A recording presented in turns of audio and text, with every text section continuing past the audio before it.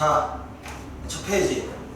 다항식의 덧셈과 뺄셈 이런 게 나왔는데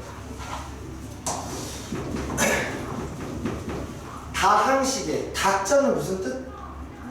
마늘 다자. 그렇지. 그러면 당연히 다항식은 무슨 뜻이겠어? 많은 항식? 야, 그게 무슨 많은 항식? 야, 씨, 국어.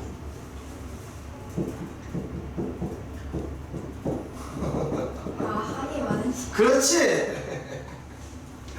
항이 많은 식을 이야기하는 겁니다. 식.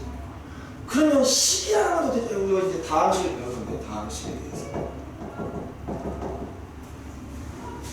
식이 뭐야, 식? 이거는 솔직히 말하기 힘들어. 나도 뭐 식이 뭐냐고 하면 말하기 힘든데 우리가 수학에 관련된 어떤 이야기를 하든 문제를 풀든 뭘 쓰든 뭐 읽든 무언가 수학 숫자와 수학 기호와 이런 걸 이용해서 무언가를 써놓은 걸 식이라고 하는 거야. 국어에서는, 국어든 영어에서는 무언가 내용을 이렇게 써놓은 걸 뭐라고 불러? 문장이라고 하잖아. 식이 문장인 거야. 이걸 아는 게 되게 중요해. 즉 문장은 무엇을 담고 있어? 의미, 뜻을 담고 있다고. 문장은 뭐가 모여서 문장이 되는 거야. 단어들, 그치? 이런 것들이 모여가지고 어떤 의미를 담은 하나의 문장이 되는 거라고. 그냥 내가 쭉 읽으면 뭐 누가 어떻고 저거 어떻고 이런 뜻이 있다고요. 식은 수학, 나라, 문장인 거야. 수학, 나라, 문장. 오케이? 수학, 나라, 문장이거나 문단이거나 하여간 수학, 나라의 말이라는 얘기야. 국어는 문법이 있죠. 영어도 문법이 있다고. 수학, 나라, 말이니까 당연히 이것도 어떠한 문법이 있어. 그 문법에 따라서 쓰여진 그 내용을 읽고 내가 그 내용 뜻을 파악하면 되는 겁니다. 간단한 거예요. 그래서 식이라고 하는 거는 그냥 뭐 문장인데 어떤 문장이냐면 항이 많은 뭐 문장 식이라고 합니다. 그럼 내가 뭐만 알면 딱 이 다항식이라는 게 뭔지를 다 캐치할 수 있을까? 식도 알았어. 다 많다라는 것도 알았어. 뭐만 알면 돼? 항이 뭔지만 알면 되겠지. 항도 말하기는 힘들어. 근데 이렇게 생각하면 돼. 무언가 식이 있어. 그랬을 때 더하기랑 빼기, 더하기와 빼기로 구분을 한다고 생각하면 되는 거야. 예를 들어서 A 더하기 B 이렇게 써 있어. 그럼 더하기를 기준으로 항을 구분하면 되는 겁니다. 그러니까 우리 나는 학원을 다닌다 할 때 우리 이걸 띄어쓰기를 하잖아. 국어에서. 그렇지. 이 띄어쓰기 개념을 더하기 빼기가 한다고 보면 돼. 근데 이거 학원이라는 단어고 이거 을은 이 조사가 붙었잖아. 근데 그냥 붙이면서 이렇게 하나를 쓰잖아. 그래서 곱하기 나누기는 이런 정도로 항을 구분하지 않습니다. 그래서 A 더하기 B. 근데 이제 중학교 올라오면서 곱하기 나누기는 생략을 하죠. 여기 예를 들어서 이렇게 있으면 A 더하기 BC면 이 A 더하기 B 곱하기 이렇게 되어 있는 거지. 이때 곱하기는 구분을 하지 않는다는 얘기지. 이런 식 같은 경우에는 항이 몇 개라고 얘기한다? 두 개라고 얘기하는 거지. 그러면 봐봐요. A 가로 열고 X 더하기 Y 이렇게 돼 있어. 그러면 여기 더하기가 돼 있잖아. 이건 항을 몇 개라고 판단을 할까? 두 개? 아닙니다. 하나로 판단하는 거야. 즉, 이 더하기 빼기는 무슨 얘기냐? 전체로 보는 거야. 전체로 봐가지고 이 전체가 곱하기로 연결돼 있죠. 그래서 이건 하나라고 치는 겁니다. 알겠어? 근데 얘를 내가 전개를 해. 그러면 AX 더하기 이렇게 되죠. 얘는 한 몇 개라고 칠까? 이건 또 두 개라고 치는 거야. 즉 항이라고 하는 것을 우리가 중요하긴 중요한데 너무 깊이 들어가가지고 그럼 항이란 무엇이 이렇게 고민할 필요는 없는 거야. 그죠? 그러니까 형태에 따라 달라지는 겁니다. 무슨 말인지 알겠어? 어쨌든 식 전체로 봐가지고 곱하기로 전체가 연결돼 있잖아, 그치? 그러면 이건 하나라고 치는 거고, 이거는 항이 우리 두 개로 간주하기로 한다. 오케이? 이게 이제 항을 구분하는 거고요.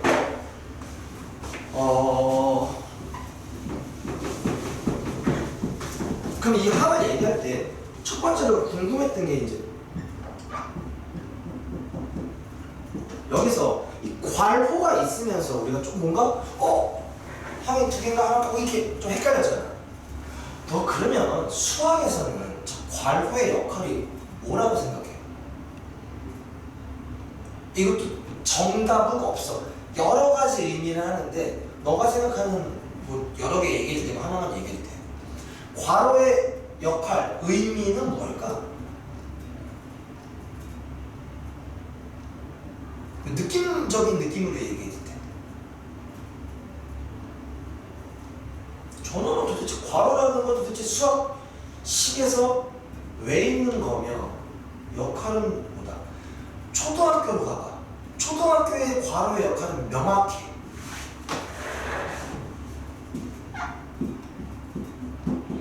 자, 이런 게 있대. 여기서 괄호의 역할은 뭐야? 이거 먼저 계산하라 그래. 그러니까 괄호의 역할은 첫 번째 의미는 먼저 계산하라야. 먼저 계산하라. 그래서 여기는 먼저 계산을 할 수 있어 없어? 있어. 먼저 계산을 해. 그러면 얘는 뭐가 돼? 8이 돼. 그래서 해가지고 답이 이렇게 나오는 겁니다. 근데 저기 위에 봐봐. 그럼 저것도 당연히 x 더하기 y를 먼저 계산을 하고 그 다음에 그 결과에다가 뭘 곱한다? a를 곱한다는 거잖아. 근데 저 경우에는 x 더하기 y를 하면 얼마가 되는지를 우리가 계산을 할 수가 있어 없어? 없다고. 아니 먼저 계산을 하라 그랬는데 계산할 수가 없어. 그럴 때는 저 괄호의 역할은 뭐로 좀 바뀌냐면 x 더하기 y를 하나로 발환하는 개념이 되는 거지. 그치? 그러니까 계산을 하면 알아서 하나가 되는데, 그치? 계산을 못하니까 그냥 저거를 하나로 발환하는 개념인 거야. 이거 되게 중요한 거야. 하나로 봐라. 먼저 계산해라.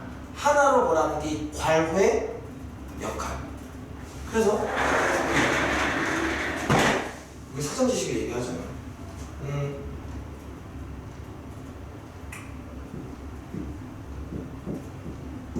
얘랑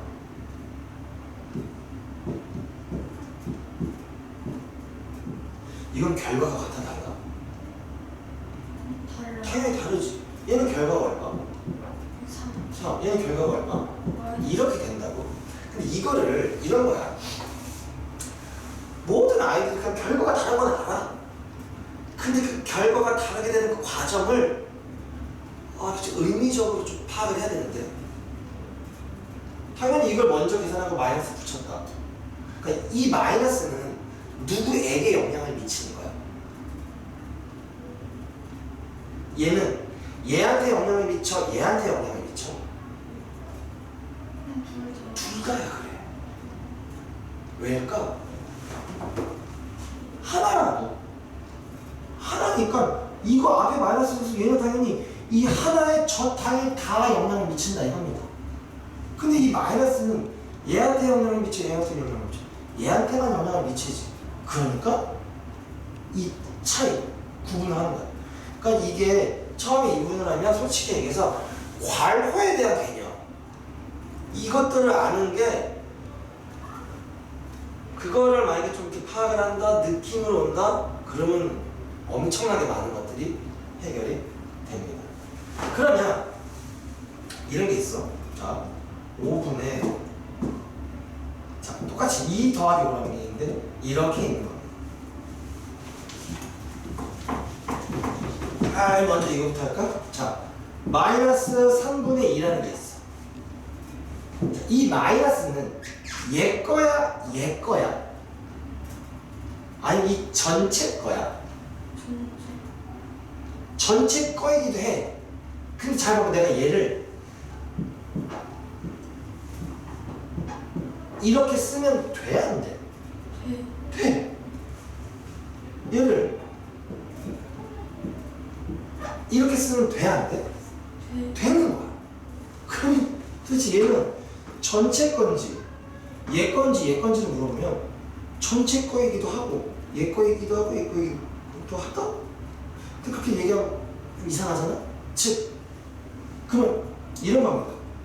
다 지금 바꿔서 이게 올바른 표기야, 이게 올바른 표기야, 이게 올바른 표기야. 다 올바른 표기야. 그럼 언제 이걸 쓰고 언제 이걸 쓰고 언제 이걸 쓰냐 라는 거에 대한 질문은 필요할 때. 또 이게 필요하면 이걸 쓰고 이게 필요하면 이걸 쓰고 이게 필요하면 이걸 쓰는 거야. 오케이? 그럼 다시 읽어와가지고 이런 게 있다. 괄호라는 게 보여, 안 보여? 안 보여줘. 얘는 이게 마이너스 18이 되시. 이걸 안 보지. 괄호 필요 없어. 근데 내가 얘를 위로 올리려고 해. 위로 올릴 수 있잖아. 그러면 5분의 위로 올렸어. 이렇게 쓰면 될까 안 될까? 안 된다는 얘기지. 왜일까? 그냥 이러면 안 되어도 있지만 내가 위로 올린다는 게 분자를 올린다고 했을 때 2만 분자가 아니라 2 더하기 5, 이 전체가 분자라고. 그치? 이 전체에게 영향을 끼쳐주고 싶은 거야. 그러니까 뭐가 필요한 거다? 그럴 때 내가 필요에 의해서 괄호를 쳐줄 필요가 있다. 무슨 말인지 알겠지? 그러니까 괄호라는 것은 우리를 괴롭히기 위해 있는 놈일까? 우리를 되게 편하게 우리를 도와주기 위해 있는 놈일까? 도와주기 위해 있는 놈이라고. 근데 수학을 하다 보면 이런 게 있어. 참 수학하는 사람들이 이 수학이 어려우니까 이해하는데 도움을 주려고 뭔가 이렇게 막 만들어냈어. 근데 우리를 편하게 하기 위해서 만들어주는 거를 오히려 더 어려워하는 이상한 일이 생기는 거야. 왜? 그 자체를 제대로 이해하지 못해서. 괄호는 이런 놈인 겁니다. 그러면 이제 뭐 괄호 됐어.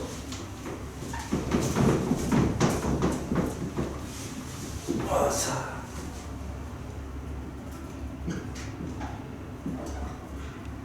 읽어봐. X세제곱. X의 정확하게 X의 세제곱인 거지. 승자 붙이는 것도 알지. X의 3승. 근데 뭐 이게 승이 뭐 이게 일본 우리나라 수학이 원래 어느 지역에서 제일 먼저 발달하고 했어? 서양이잖아. 근데 우리나라 수학은 원래 서양 수학이 어디로 갔다가 일본으로 갔다가 일본에서 우리나라로 들어왔어.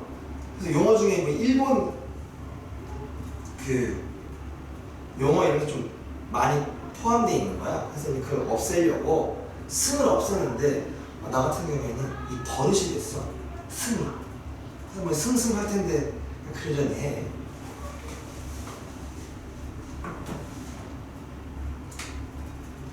그러면 이 X를 3을 각각 얘를 뭐라고 불러?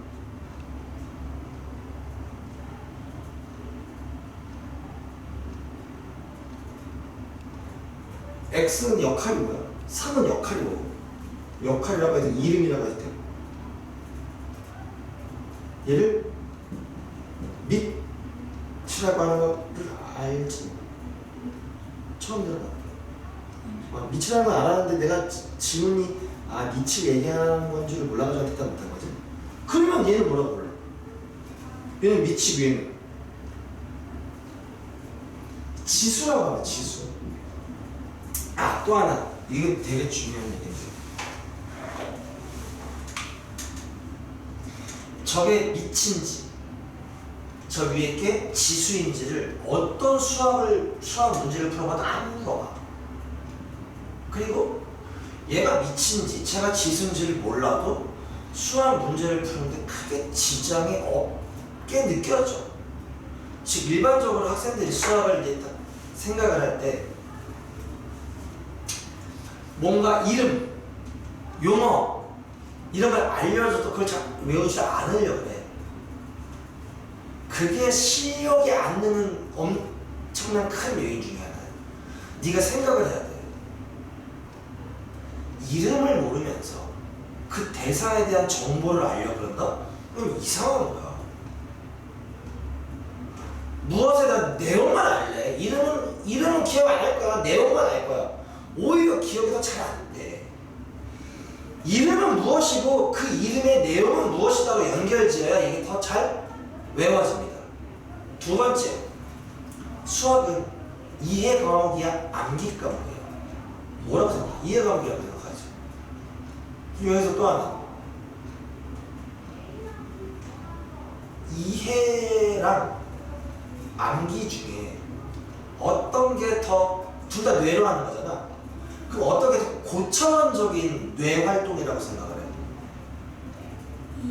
이해가 더 고차원적인 그 뇌 활동이라고 생각을 하지? 그 생각이 잘못됐어.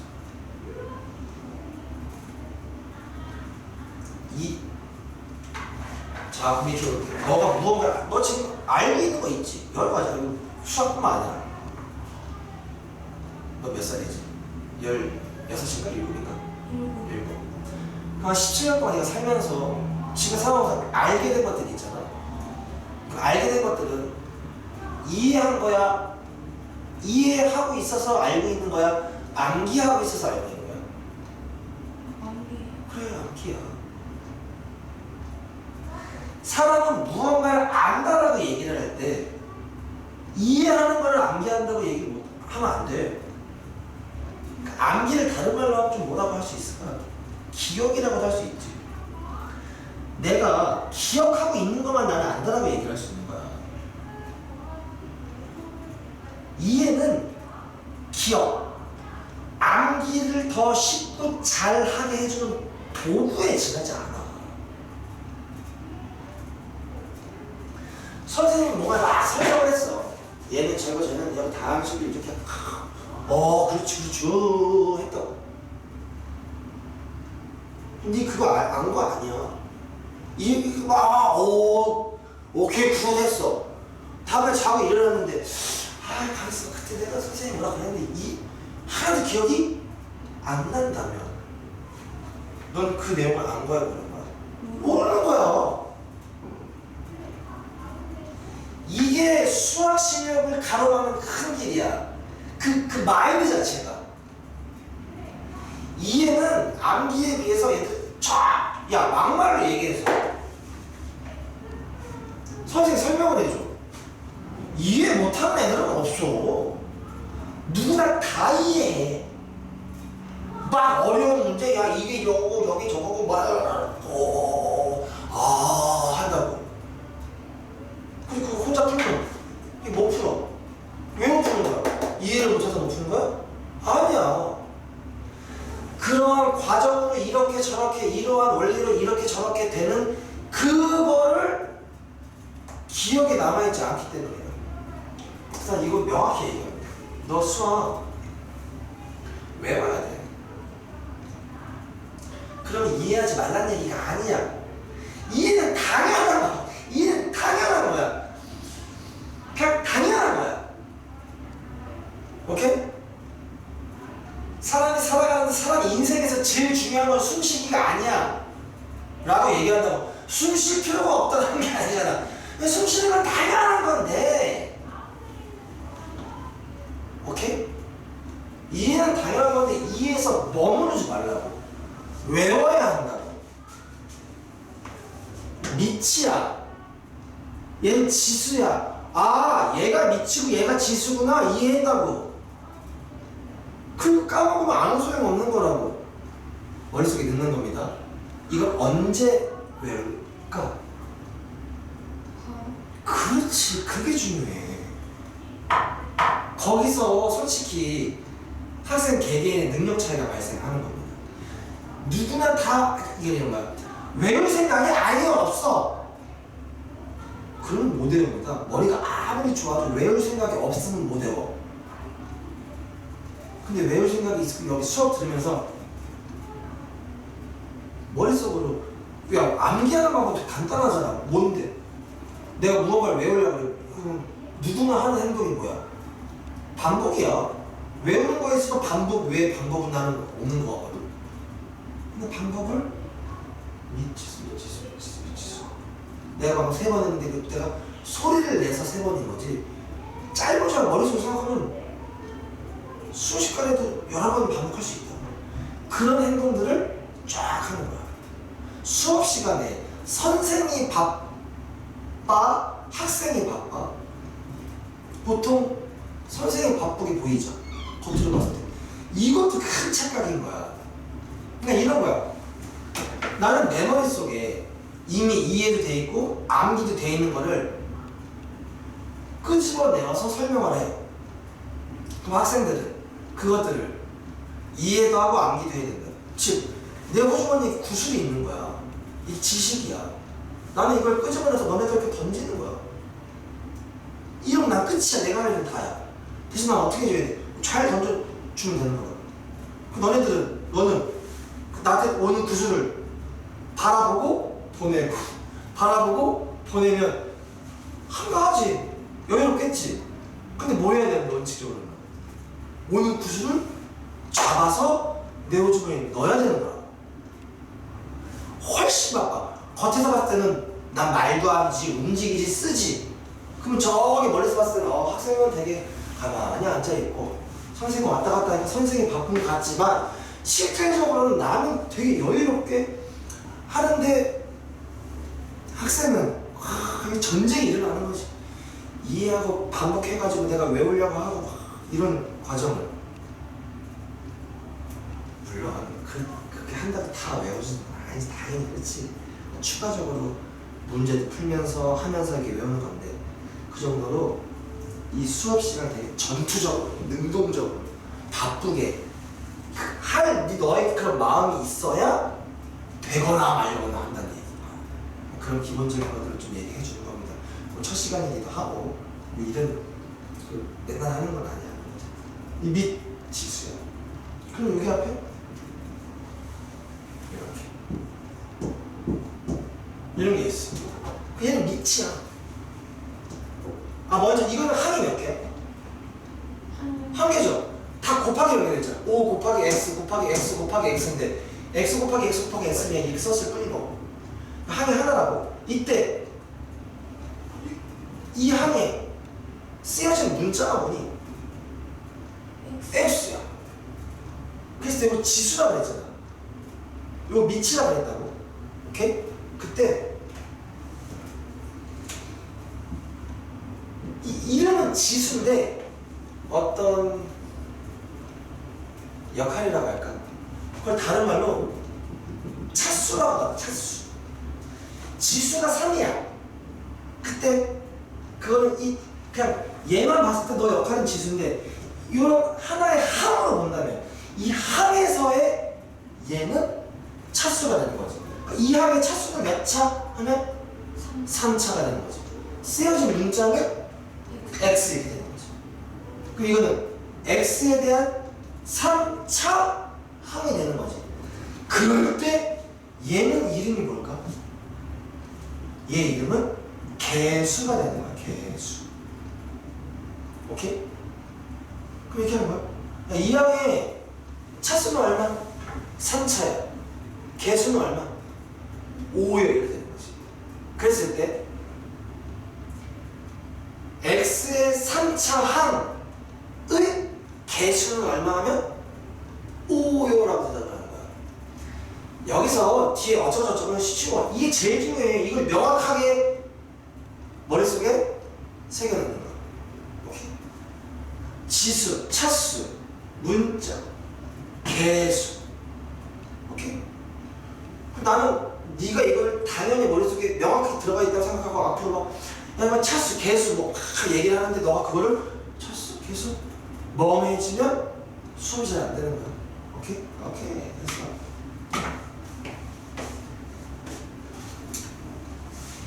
자, 그러면 여기서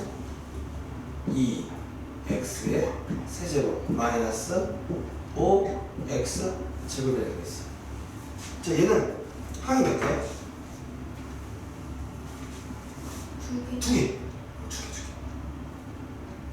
야, 항 구분하면 되게 쉬워. 빼기 이거 없어도 돼.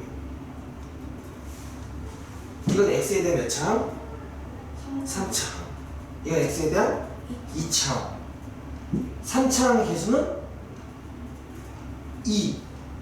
2차항의 개수는 마이너스 5가 되는 거지. 그치? 이때 항 중에 자, 류항이라는 게 있어. 동류항. 동 뭐 같다라는 얘기겠지. 그게 뭐가 같은 걸 의미하느냐? 문자와 차수. 문자랑 차수가 둘 다 같은 거. 하나만 같은 거 아니야? 둘 다 같은 걸 우리가 동류항이라고 합니다. 자, 얘는 2항과 2항은 동류항이야 아니야? 아닌 거야. 뭐는 같은데? 문자는 같은데 뭐는 달라? 차수는 다르기 때문에. 그러면 뭐 2x 세제곱 마이너스 5x 세제곱이라는 이거 한 몇 개? 일단 두 개라고 얘기하는 거죠. 두 개라고 표현되어 있어요. 근데 얘는 동류항이야 아니야? 맞아요. 동류항이야. 동류항은 무엇을 할 수 있다? 여러 가지 표현할 수 있지만 계산할 수 있다. 간단하게 할 수 있다. 근데 간단하게보다도 계산할 수 있다. 이거 얼마니? 마이너스 3x 세제곱. 근데 이게 왜 이렇게 되는 걸까? 과정 알아? 과정? 자, 먼저 2x 빼기 5x야. 얘는 마이너스 3x라고. 얘가 이렇게 되는 과정이 도대체 뭘까? 어떤 과정이냐면 인수분해 배웠죠? 물론 나는 다시 배울 거야. 어차피 배우긴 배웠다고. 전개가 뭔지 알죠? 전개. 그때 묶어낸다라는 표현이 어떤 행위인지를 아니? 수학 계산에서 묶어내는 거. 들어봤어? 여기서 뭔가를 묶고 싶어. 뭐로 묶을 수 있어? x를 묶을 수 있지. x를 묶으면 어떻게 됩니까? 이렇게 되는 거지. 얘가 뭐니까? 이렇게 돼가지고 된 거지. 이 과정은 x를 묶어내가지고 된 거죠. 즉 문자랑 차수가 같으면 이걸 묶을 수 있다는 얘기입니다. 오케이? 얘를 이렇게 쓰는 걸 뭐라 그래? 이걸 인수분해라고 하는 거야. 얘를 이렇게 쓰는 걸 전개라고 하는 거야. 인수분해랑 전개는 서로 반대의 행위야. 오케이? 동료 하이소. 자, 그러면 다 하진 않았네. 자,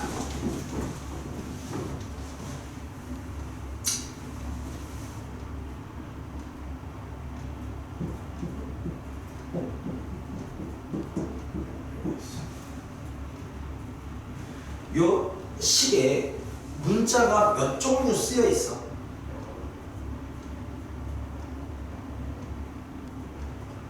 한 종류. 그렇지. 누구? X. 어떤 다항식이 있을 때 문자가 한 종류야. 그래서 우리는 그 한 종류의 문자에 대한 다항식이라고 이름을 붙여. 즉 얘는 x에 대한 다항식이라고 이름을 부르는 거야. 이렇게 이름을 주셨어. 이거 다항식이니? 네. 뭐에 대한 다항식? x에 대한 다항식이요. 그러니까 x에 대한 다항식이라는 얘기는 그 다항식에서 쓰인 문자가 무엇이라는 걸 알려주는 거야. x라는 걸 알려주는 거라고. 이거 몇 참? 2차. 이거 몇 참? 1차. 그 요건 몇 참이라고 부를까? 이건 무슨 함이라고 부를까? 상수함이라고 부르는 거야. 그러면 요 이름에서는 어떤 다항식이 있는데 그 다항식에 쓰인 문자가 x라는 건 알지.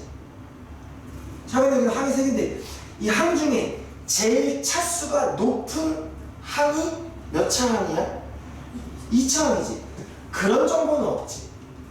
그래서 x에 대한 다항식이라고 하고 좀 더 정보를 주고 싶으면 x에 대한 2차 다항식이라고 부르는 거야. 즉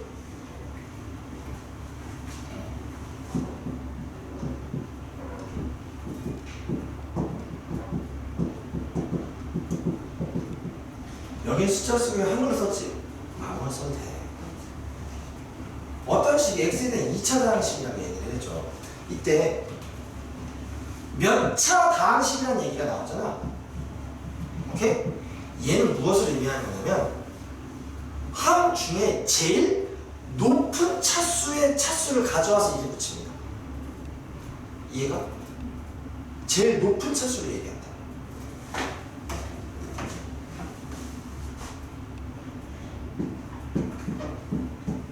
이렇게 돼 있어. 그럼 얘는 몇 차 다항식일까?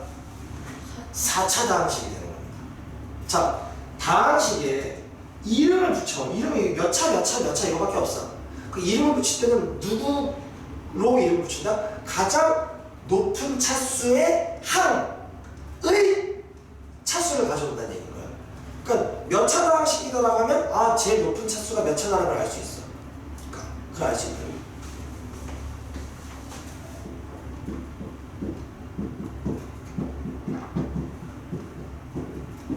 이런 다항식이 있어.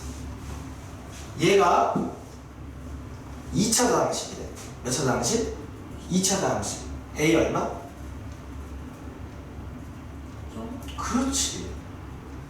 A가 0이 아니면 얘가 살아있겠지. 그럼 얘를 2차 다항식이라고 얘기하면 돼, 안 돼? 안 된다. 이거 2차 다항식이라며. 그럼 이 다항식에서 제일 높은 차수는 누구여야만 하고 2차여야만 하고 그럼 너는 없어져야 되니까 A는 얼마? 0이라는 사실을 알 수 있다. 다음. 얘가 몇 차 다항식이라고 했지? 2차 다항식이라고 했어? 그럼 B는 절대 모여서는 안 될까? 0. 그렇지. 반대로 B는 0이 되어서는 안 된다 이런 사실인 거지. 이런 걸 알아야 된다. 오케이? 자, 이런 말이 있으면 아, 얘는 여기에 그 다항식에 쓰인 문자가 누구고 x고 제일 높은 차수에 하면 2차이라는 걸 알 수 있다고요. 그쵸? 오케이. 근데 여기서 이제 문제가 생겨요.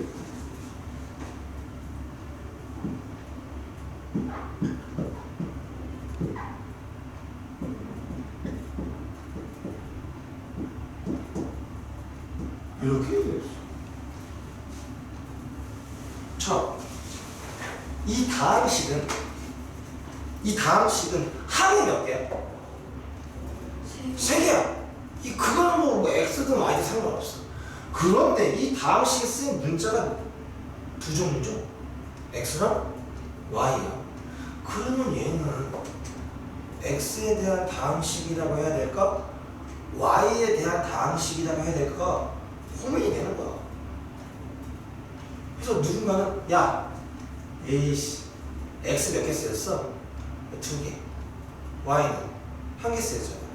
야, 그럼 아무래도 2개 쓰인 걸로 이거 x에 대한 다항식이라고 해야지 라고 누군가는 주장할 수도 있고, 누군가는 아니 뭐 x에 대한 다항식인 거 나도 동의하는데 그게 x가 많이 쓰여서가 아니라 야, 제일 높은 차수가 문자가 뭔데? x잖아. 야, 그러니까 제일 높은 차수의 문자로 이름을 붙이자. 이렇게 얘기하는 사람도 있을 거고.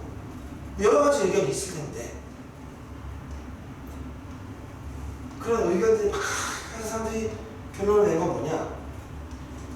아, 어떤 식으로도 그렇게 얘기하면 안 되겠다라는 결론이 도달했어. 즉, 무슨 얘기냐, 결론부터 얘기하면 얘는 x에 대한 다항식이라고 말해도 되고 y에 대한 다항식이라고 말을 해도 된다라는 결론이 나온 거야. 둘 다 문자인데 누구 하나를 죽이기는 뭐하다 이거지.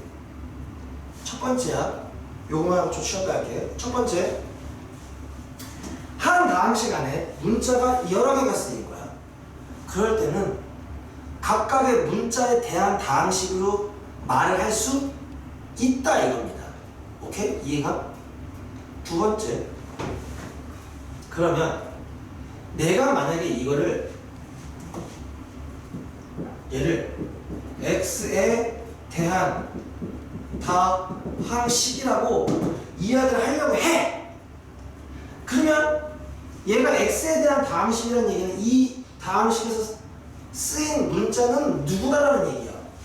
x라는 이야기지. 그 x 이외의 모든 것을 다 숫자 취급을 하겠다 이런 얘기인 거야. 무슨 말인지 알겠어? 필요에 의해서 우리가 그렇게 할 수 있다야. 그렇게 해야만 한다기보다는 그렇게 할 수 있다는 얘기인 거예요. 내가 얘를 x에 대한 다항식이라고 한다면 x 이외의 모든 문자는 상수 취급한다는 얘기야. 알겠니? 이거 하나만 더 쓰자. 그럼 내가 얘를 y에 대한 다항식으로 이야기를 한다면 y 이외의 모든 문자를 상수 취급한다는 이야기인 겁니다. 질문을 해볼게요. 얘가 x에 대한 다항식이래. 오케이? 상수항은? 보고 대답해. 상수항은? 4y 제곱 플러스 그렇지. 왜?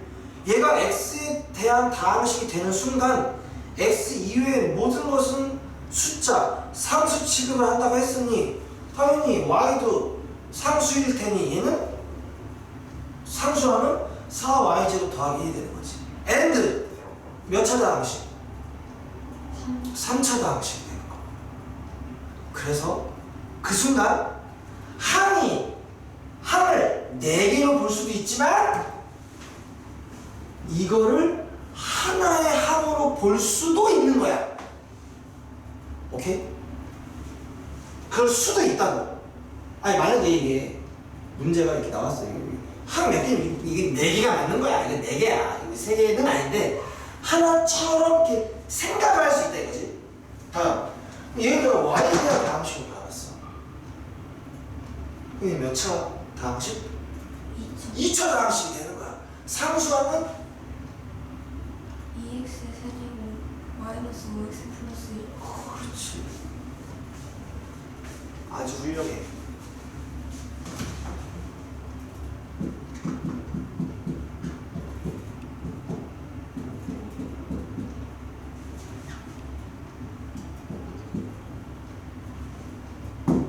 다항식 항이 몇 개? 4개. 4개. 몇 차 다항식? 4차. 4차 다항식이지. 근데 4차 다항식인데 야 이거 없다고 쳐봐. 이거 몇 차 다항식? 3차 다항식. 이게 3차 다항식인 걸 알아보기가 더 쉬워? 얘가 4차 다항식인 걸 알아보기가 더 쉬워? 얘죠. 뭔가 정리되는 느낌이라는 얘기지. 즉, 이렇게 써도 문제는 아닌데, 보기가 좀 별로야. 그래서, 이렇게 써서 틀린 건 아닙니다. 그런데, 뭔가 좀 보기가 안 좋아서, 야, 다항식이 나오면, 에이, 제일 높은 차수를 제일 왼쪽에, 그래서 차수를 하나씩 차례대로 내려가면서 정리를 해보자. 그래서 얘를 x의 4제곱 마이너스 2x 세제곱 마이너스 x제곱 더하기 이렇게 쓰면 얼마나 정말 이 상황에서 야 1차항 계수 얼마? 여기 5 2차항 계수 마이너스 4차항 계수 1 3차항 계수 마이너스 근데 여기서 이렇게 되면 4차항 계수 1 3차항 계수 마이너스 2차항 계수 마이너스 1차항 계수 훨씬 편하잖아. 그냥 별의미 없이 그냥 편하라고 하는 거야. 봐봐 얘는 차수가 제일 큰 거부터 내려가면서 썼지. 그래서 요렇게 쓰는 거를 내림 차순 정리라. 내림 차순 높은 것부터 내리면서 정리를 한다.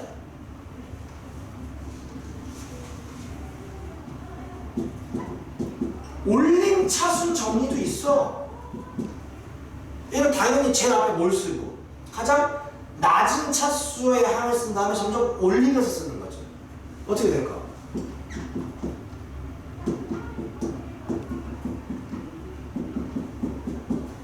얘를 이렇게 쓰는 거를 올림 차순 정리라 그래. 내림 차순 정리하라고 하면 쓰면 되고 올림 차순 정리하라고 하면 쓰면 되는 겁니다. 이거 둘 다 알아야 되는 거야. 근데 우리는 여러 가지 수학 문제 풀 때는 언제나 이 올림 차순 정리가 좋은 거야. 이게 제일 보기가 편해. 여러모로. 그래서 별말 없는데 섞여 있어. 그러면 내가 내림 차순 정리를 쓴 다음에 문제를 푸는 겁니다. 더 보기 좋고 보기 편하게 바꿔놓은 다음에 관찰을 하겠다 이겁니다. 오케이? 내가 책을 읽으려고 했는데 아니 책이 뒤집어져 있다고. 읽을 수 있어 없어? 있어. 아니 읽을 수 없는 건 아니잖아. 이걸 왜 못 읽고 읽을 수 있다고. 얼마든지 읽을 수 있다고. 하지만 이렇게 불편하다고. 그러니까 그냥 자연스럽게 달아놓고 더 편하게 읽듯이 내림차순 정리가 안 돼 있는 게 있으면 내림차순 정리한 다음에 보자 이거죠. 알겠니? 자 그러면 우리 내림차순 정리가 뭔지를 배웠어. 그럼 하고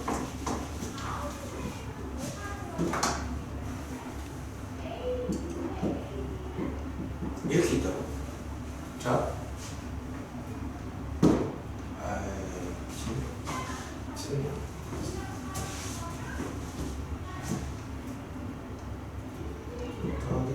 x제곱 더하기 4 이렇게 해보자. 얘를 x에 대한 다항식 내림차순 정리를 하래. 그럼 어떻게 되니? x에 대한 다항식은 누구만 문자인 거야? x만 문자인 거야. 그러면 그 다음에 자 봐봐 이렇게 써도 아무 상관없는 거지. 어차피 이게 상수항이니까. 그런데 얘도 여기서는 상수 취급했지만 그래도 문자죠. 그래서 조금 대우를 해줘서 문자를 이렇게 앞에 써줘. 이게 x에 대한 다항식을 내림차순 정리하는 거야. 얘가 만약에 y에 대한 다항식이래. 내림차순 정리하는 거야. 그러면 더하기 이렇게 쓰면 되겠죠? 그런 겁니다. 알겠어? 그래서 문제가 나왔는데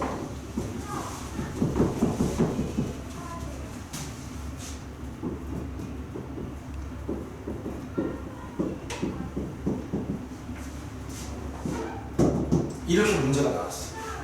문제 자체에 x에 대한 다항식을 뭐 하래? 그럼 문제 자체에서 이 다항식의 문자를 누구로 지정을 해준 거야. x를 지정을 해준 거지. 이 상태에서 내가 마음대로 내 마음대로 y를 문자로 지정하면 되겠어 안 되겠어? 안 된다. x로 지정해주는 거야. 이건 x만 문자 나머지를 숫자 지정하는 거야. 근데 만약에 여기에 아무 말도 없어. 그냥 다음 시간 저 문제가 나왔다. 그럼 문제가 탁 지정을 안 해줬으면 내가 임의로 지정을 할 수 있다 이겁니다. 이 상태에서 내가 y를 문제로 지정해도 아무 상관없다 이겁니다. 오케이? 지정을 해주면 꼭 따라야만 하고 지정을 안 해준다면 자유롭게 해도 된다. 근데 너 같은 경우에 이 상태에서 누구를 문자로 보고 문제 풀 거 같니? X. 그치? 왜? 아니 일단 많고 차수도 좀 높은 거 같고 그냥 그런 느낌 따라가면 돼. 아무거나 해도 상관은 없어. 오케이?